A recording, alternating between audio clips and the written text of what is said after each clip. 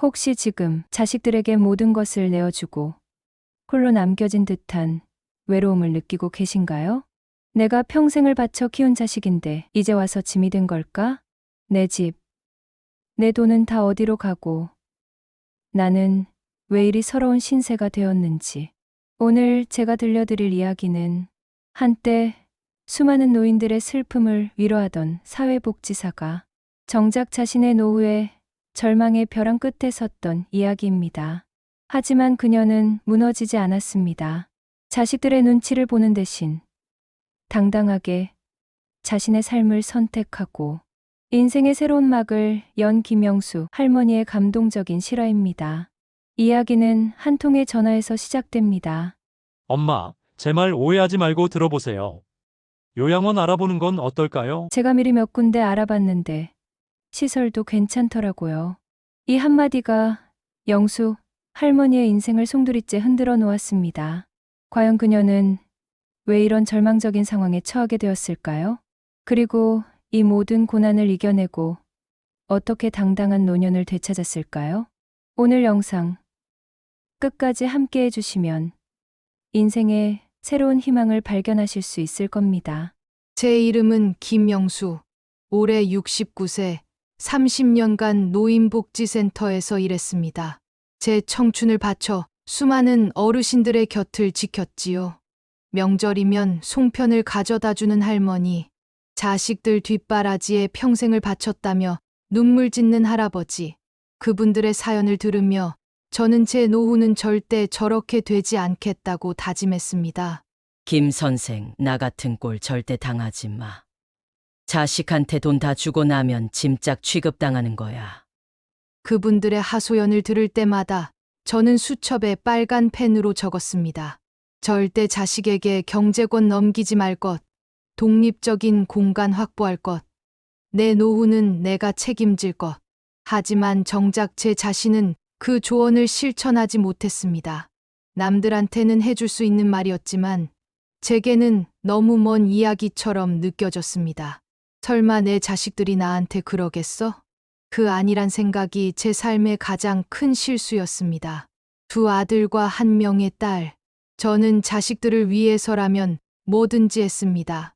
아들의 대학 등록금을 위해 허리띠를 졸라맸고 딸의 결혼 자금에 보태주기 위해 꼬박 30년을 일했습니다. 제게는 오직 자식들이 잘 되는 것만이 유일한 행복이었습니다. 하지만 퇴직 후 1년 만에 모든 것이 무너졌습니다.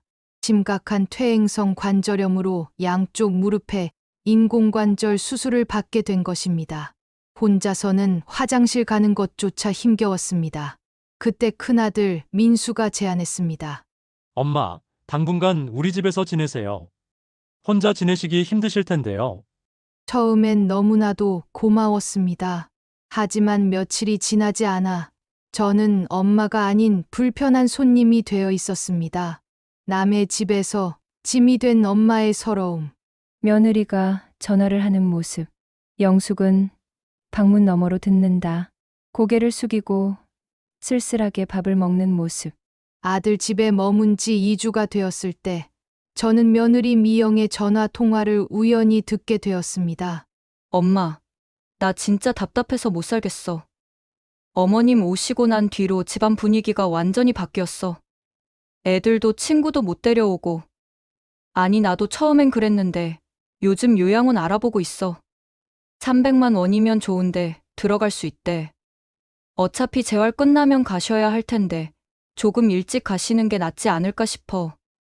가슴이 철렁 내려앉았습니다. 숨이 멎을 듯한 충격이었습니다. 제가 평생 상담했던 그분들의 얼굴이 스쳐 지나갔습니다. 복지사님, 자식들이 나를 요양원 보내려고 짐짝 취급해요. 김 선생, 나 같은 꼴 절대 당하지 마요. 그 말들이 이제 현실이 되어 제게 돌아왔습니다. 침대에 누워 천장을 바라보며 생각했습니다. 내가 평생 남의 노후를 걱정해 주면서 왜 내 노후는 준비하지 못했을까? 딸의 집. 사위와 딸이 말다툼하는 모습이 희미하게 보인다. 영숙은 이불을 뒤집어 쓰고 소리 없이 운다. 저는 더 이상 견딜 수 없어 딸 지영이네 집으로 거처를 옮겼습니다. 딸은 반갑게 맞이해 주었지만 이내 그곳에서도 똑같은 상황이 반복되었습니다. 밤늦게 딸과 사위의 말다툼 소리가 들려왔습니다. 당신 어머니 언제까지 여기 계시게 할 거야? 내가 결혼할 때 이렇게 될 줄 알았으면 오빠네도 힘들대. 어머니 요양원 보내자고 하던데. 그 순간 저는 이불을 뒤집어 쓰고 소리 없이 울었습니다. 칼날이 되어 가슴에 박혔다는 말이 이런 것이었습니다. 평생 자식들 뒷바라지 하느라 내 몸 하나 돌보지 못했는데 정작 제가 도움이 필요할 때 자식들은 저를 짐으로 여기고 있었습니다. 다음 날 아침 저는 짐을 싸기 시작했습니다. 두 자식 모두 요양원을 당연한 수순처럼 이야기하는 상황에서 더 이상 그들의 눈치를 보며 살고 싶지 않았습니다. 엄마, 갑자기 왜요? 무슨 일 있었어요? 특별한 일은 없어. 그냥 엄마가 이제 너희한테 더 이상 부담 주기 싫어서. 저는 이 대화가 마지막일지도 모른다는 생각에 목이 메었지만 꾹 참았습니다. 자식들에게 더 이상 기댈 수 없다는 것을 깨달았기 때문입니다. 하지만 현실은 냉혹했습니다. 아직 불편한 몸으로 혼자 살기엔 간병인 비용이 너무나 부담스러웠습니다. 절망 끝에서 발견한 희망의 단서. 화면, 영숙이 혼자 집으로 돌아온다. 먼지 쌓인 집안을 바라보며 한숨을 쉰다. 집으로 돌아온 첫날, 저는 무릎 통증 때문에 거의 움직이지 못했습니다. 화장실 가는 것조차 큰 고통이었습니다. 하지만 자식들에게 전화할 수는 없었습니다. 결국 혼자 못 사시겠네요. 요양원 가세요라는 말을 들을까 두려웠기 때문입니다. 결국 저는 비싼 간병인이라도 고용하기로 했습니다. 한 달에 450만 원이라는 비용은 제 연금 180만 원으로는 턱없이 부족했습니다. 하지만 이것 말고는 방법이 없다고 생각했습니다. 그러나 간병인 생활은 또 다른 고통을 주었습니다. 자주 바뀌는 간병인, 사생활 없는 불편함, 그리고 무엇보다 인간으로서의 존엄성이 무너지는 느낌이었습니다. 저는 결국 자식들에게 다시 전화를 걸었습니다. 어머니, 제가 말했잖아요. 혼자 생활하시기 힘들다고. 그럼 이제 요양원 한번 가보실래요? 저는 잠시 침묵하다가 고개를 끄덕였습니다. 이제 요양원이 유일한 선택지인 것처럼 보였습니다. 화면, 호텔처럼 깨끗한 요양원 로비. 하지만 어르신들의 공허한 눈빛이 클로즈업된다. 민수와 함께 찾아간 행복 요양원. 외관은 호텔처럼 깨끗했고 직원들은 친절했습니다. 하지만 그곳에 계신 어르신들의 눈빛은 너무나 공허했습니다. 저는 그 눈빛을 30년간 봐왔습니다. 몸은 편할지 몰라도 마음은 전혀 편하지 않은 눈빛. 그때 저는 5년 전 상담했던 이씨 할머니를 만났습니다. 김 선생, 여기 오지 마세요. 여기 생각보다 감옥 같아요. 모든 일과가 정해져 있고 자식들도 처음엔 자주 오다가 결국 명절에도 안 와요. 이 할머니의 눈에서 눈물이 흘러내렸습니다. 저는 그 순간 확신했습니다. 절대로 요양원에 가지 않겠다고. 집으로 돌아온 후 저는 창밖을 바라보며 생각에 잠겼습니다. 요양원, 간병인, 자식과의 동거. 이 세 가지 말고 다른 방법은 없을까? 그날 밤, 저는 30년 사회복지사 경력을 총동원해 노인복지 관련 자료를 뒤적이며 밤을 새웠습니다. 그리고 마침내 제 인생을 바꿀 해결책을 발견했습니다. 바로 LH 고령자 복지주택이었습니다. 당당한 노년을 위한 최후의 결단. 영숙이 주민센터 게시판에서 LH 고령자 복지주택 포스터를 발견한다. 눈이 반짝이는 모습. 다음 날 아침, 저는 집 근처 주민센터로 향했습니다. 익숙한 얼굴의 직원 정 씨가 저를 반갑게 맞이했습니다. 김 선생님, 고령자 복지주택 들어보셨어요? 월세가 아주 저렴하고 어르신들 편의 시설이 잘 갖춰져 있어요. 월 18만 원. 제 가슴이 두근거렸습니다. 요양원 300만 원, 간병인 450만 원에 비해 월 18만 원은 제 연금으로 충분히 감당할 수 있는 금액이었습니다. 무엇보다 독립적인 공간에서 자유롭게 생활할 수 있다는 점이 가장 마음에 들었습니다. 게다가 사회복지사로 30년간 일한 저는 사회 기여자 가산점까지 받을 수 있었습니다. 이것은 운명이었습니다.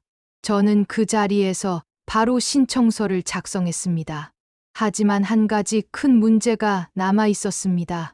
바로 제 전세금이었습니다. 자식들이 그 전세금을 자신들의 용도로 사용하려 한다는 것을 알고 있었기 때문입니다. 집으로 돌아와 민수에게 전화를 했습니다. 주택이요? 어머니, 아무리 좋다고 해도 요양원만큼 안전할 수는 없잖아요. 요양원은 안전할지 몰라도 주택은 안전하게 지내기 어려워요. 복지주택은 내 공간이 있고 도움도 받을 수 있어.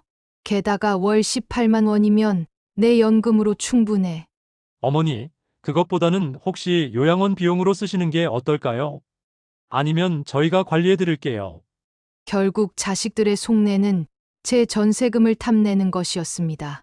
요양원을 고집하는 것도 돈을 관리해 주겠다는 것도 모두 그 때문이었습니다. 저는 단호하게 말했습니다. 민수야, 엄마 돈은 엄마가 쓸 거야. 자식 도움 없이 내 힘으로 살고 싶어. 이제 그만 통화하자. 며칠 후 자식들이 제가 있는 곳으로 찾아왔습니다. 그들은 노골적으로 제 전세금을 요구했습니다. 솔직히 지영이 딸 대학 등록금도 그렇고 제 사업장 확장 자금도 필요해서요. 그 순간 제 가슴이 찢어지는 것 같았습니다. 제가 평생을 바쳐 키운 자식들이 저를 돈만 주는 ATM 기계처럼 여기고 있었습니다. 저는 떨리는 목소리로 말했습니다. 엄마가 자식들 키우느라 내 노후는 한 번도 제대로 준비 못했어. 이제 와서 얼마 안 되는 전세금마저 뺏길 순 없어. 엄마가 이제 선을 긋는 거야. 엄마 돈은 엄마가 쓰고 나중에 엄마가 없으면 그때 너희가 가져가. 그게 올바른 순서야. 두 자식들은 더 이상 말을 잇지 못했습니다. 현관문이 닫히고 혼자 남겨진 저는 소파에 주저앉아 왈칵 눈물을 쏟았습니다. 하지만 그 눈물은 서러움의 눈물이 아니었습니다. 진정한 독립을 향한 첫걸음이었기 때문입니다. 다시 시작된 인생. 당당하게 피어나는 꽃. LH 고령자 복지주택으로 이사하는 영숙의 모습. 정겹게 인사하는 이웃들. 영숙이 활짝 웃으며 짐을 정리한다. 그로부터 한 달 후, 저는 모든 짐을 챙겨 새로운 보금자리로 향했습니다. 전세금은 제 통장으로 안전하게 들어왔고, 그중 일부는 복지주택 보증금으로, 나머지는 제 노후 자금으로 보관했습니다. 복지주택에 도착했을 때, 정 씨가 저를 반갑게 맞이했습니다. 김 선생님, 축하해요. 이제 진짜 새로운 출발이에요. 제 집은 작았지만 그 어떤 궁전보다 소중했습니다. 장애인 설계 덕분에 휠체어를 타고도 불편함 없이 다닐 수 있었고, 화장실 손잡이와 비상벨은 제게 큰 안심을 주었습니다. 고령자 복지주택으로 이사한 지 벌써 6개월이 지났습니다. 처음에는 낯설고 외로울 거라 생각했지만 실제로는 그 반대였습니다. 같은 처지의 어르신들이 많아서 금세 친구들이 생겼고, 매일 아침 단지 내 작은 공원에서 함께 운동하는 모임도 만들었습니다. 영숙 씨, 당신 참 용기 있었어요. 자식들 눈치 보지 않고 이렇게 당당하게 선택하다니. 저의 용기는 다른 이들에게도 희망을 주었습니다. 저는 다시 사회복지사로서의 경험을 살려 단지 내 어르신들을 위한 상담 봉사를 시작했습니다. 매주 목요일 오후 작은 도서관에서 어르신들의 고민을 들어주는 시간이 제게 큰 보람을 주었습니다. 김 선생님 덕분에 제 마음이 한결 가벼워졌어요. 이런 말을 들을 때마다 저는 제가 여전히 필요한 존재라는 느낌을 받았습니다. 자식들과의 관계도 조금씩 회복되었습니다. 처음에는 연락이 뜸했지만 한 달이 지나자 딸 지영이가 먼저 찾아왔습니다. 엄마, 생각보다 좋은 곳이네요. 걱정했는데. 그래, 여기 생각보다 너무 좋아. 같은 처지의 친구들도 많고 3개월이 지나서야 큰아들 민수가 찾아왔습니다. 그는 작은 화분을 들고 와 미안하다고 고백했습니다. 어머니, 미안해요. 우리가 너무 이기적이어서. 민수의 솔직한 고백에 제 마음이 녹아내렸습니다. 자식들도 완벽할 수는 없으니까요. 중요한 건 깨닫고 변화하려는 마음이었습니다. 그날 이후로 자식들은 한 달에 한 번씩 정기적으로 찾아왔습니다. 더 이상 전세금 얘기는 하지 않았고 진심으로 제 생활을 걱정해 주는 모습이었습니다. 사랑하는 인생구단 가족 여러분. 김영수 할머니의 이야기 잘 들으셨나요? 그녀는 이렇게 말했습니다. 저는 꿈을 이룬 게 아닙니다. 그저 다시 나를 찾아가는 길 위에 서 있을 뿐입니다. 인생은 언제나 다시 시작할 수 있다는 것을 여러분께 보여드리고 싶었습니다. 맞습니다. 우리 어머님, 아버님들의 삶 역시 아직 끝나지 않았습니다. 자식들 눈치 보며 서럽게 살 필요도 없고 요양원에서 쓸쓸히 지낼 필요도 없습니다. 내 힘으로, 내 마음대로 당당하게 살 수 있습니다.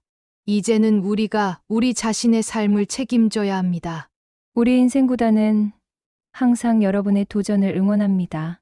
오늘 영상이 여러분의 마음에 작은 불꽃이 되었다면 잊지 마시고 좋아요와 구독, 그리고 알림 설정 부탁드립니다. 이 영상이 삶의 무게에 지쳐있는 많은 분들께 용기를 줄 수 있도록 주변에 많이 공유해 주세요. 여러분의 노후도 행복하고 당당하길 진심으로 바랍니다. 다음에도 더 좋은 이야기로 찾아뵙겠습니다. 감사합니다.